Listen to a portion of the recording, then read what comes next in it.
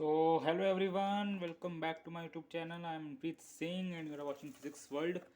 Today I am doing Irodov problem, a very underrated book.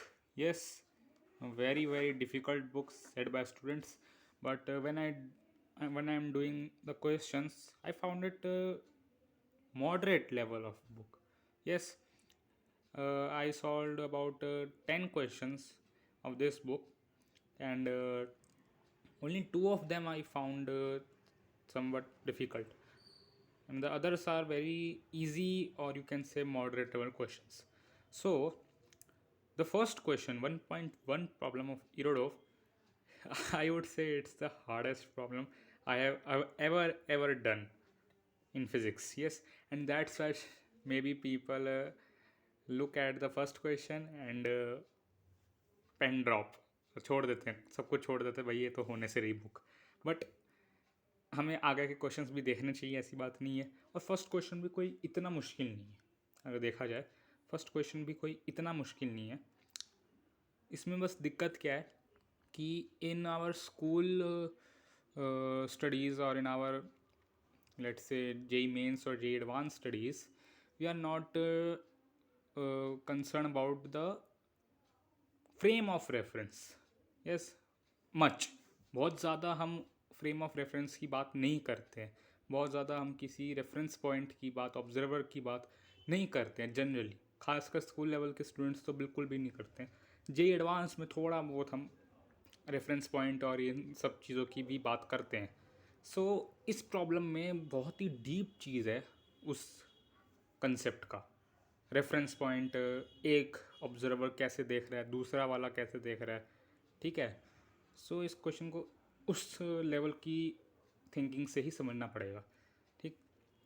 तो question क्या कह रहा है, एक तो ना इसकी लैंग्वेज भी डिफ़िकल्ट होती है बिकॉज इट्स रशियन साइंटिस्ट कह रहा था मैं, Russian physicist. Yes, he was a Russian physicist. इनकी थोड़ी लैंग्वेज भी डिफ़िकल्ट होती है समझने में. समझने में थोड़ी सी दिक्कत आएगी आपको, बट जैसे जैसे आप क्वेश्चन सॉल्व करोगे आदत हो जाएगी. The question says a motor boat going downstream overcame a raft at a point A at t equals to 60 minute later, मतलब 60 मिनट बाद it turned back and after some time passed the raft at a distance L equals to 6 kilometre from the point A. इस एक full stop में ना इन्होंने चार बातें कह दी हैं, चार बातें. एंड उसके बाद फिर क्या है, फाइंड द फ्लो वेलोसिटी मतलब river velocity assuming the duty of the engine to be constant. अब यहाँ ये इंजन ड्यूटी ये सब क्या है ये बताता हूँ. फिगर को देखो. सबसे पहले तो क्वेश्चन कहना क्या चाह रहा है. सबसे पहले ना इसको कुछ अलग तरीके से समझो, क्वेश्चन की फॉर्म में मत समझो इसको, एक अलग तरीके से समझते हैं इसको. मान लेते हैं, क्या माने हम, चलो मान लेते हैं, हाँ, एक आपकी बस है. ठीक है, बस को समझ लेते हैं. बस में सब गए होते हैं, सबको पता है बस में क्या क्या चीज़ें होती हैं. बस मान लेते हैं. तो बस में क्या, आप बैठे हो मान लो सबसे पीछे वाली सीट पे अपने दोस्त के साथ.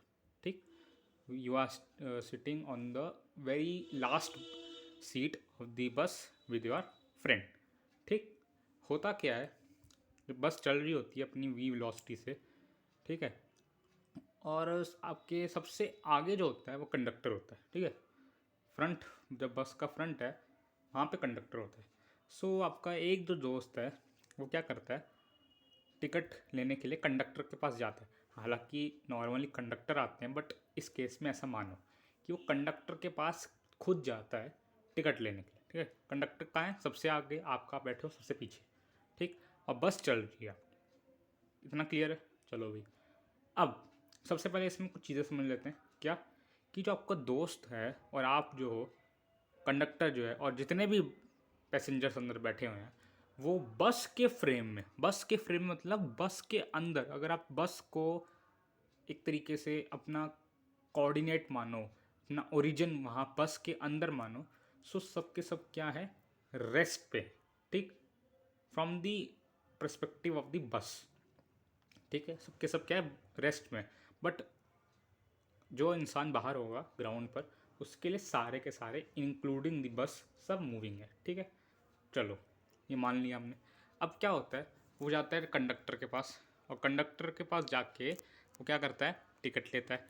अब आपका जो दोस्त है वो कंडक्टर के पास जाता है कुछ वी वेलोसिटी से, ठीक है, कोई वी बी मान लो, आपका भाई है वो।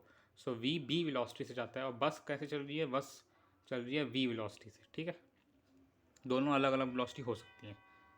तो वी बी वेलोसिटी से आपका दोस्त जाता है, और जिस वेलोसिटी से वो जाता है उसी वेलोसिटी से वो वापस भी आता है, ठीक। इसी चीज़ को यहाँ पे कहा गया है assuming the duty of the engine to be constant. इस चीज़ का मतलब यही है कि जो वो जाएगा वेलोसिटी से उसी वेलोसिटी से वो वापस भी आएगा, ठीक। अब आप खुद सोचो, आप खुद सोचो, आपके सबसे पीछे आप बैठे हो, कंडक्टर सबसे आगे, बस के जितना डिस्टेंस है, ठीक है। वेलोसिटी कांस्टेंट है आपके दोस्त की जाते समय आते समय, तो टाइम बताओ उसको कितना लगेगा, सेम लगेगा या डिफरेंट लगेगा आने और जाने में, आपके रिस्पेक्ट में, आपके रिस्पेक्ट में सोचो तो। सेम ही लगेगा। हम तो रेस्ट पे बैठे हैं, ठीक है, हमारे रिस्पेक्ट में हम तो रेस्ट में ही हैं, कि हम कहाँ हैं, बस के अंदर, ठीक। तो हम तो रेस्ट पे हैं। तो जो आपका दोस्त होगा वो सेम डिस्टेंस ट्रेवल करके गया, सेम वेलोसिटी से गया, सेम डिस्टेंस सेम वेलोसिटी से वापस भी आया, तो टाइम क्या होगा, सेम होगा, ठीक है। टाइम क्या होगा, सेम होगा। बट जो ग्राउंड फ्रेम में जो बंदा खड़ा है उसके लिए आपके दोस्त की वेलोसिटी दोनों साइड पर अलग अलग होगी।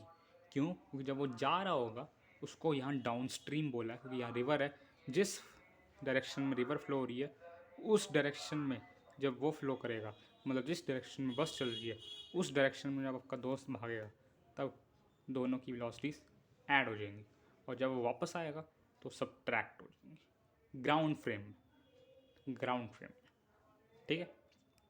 सो ये आपका चीज़ है, इसी कंसेप्ट को हम यूज़ करेंगे।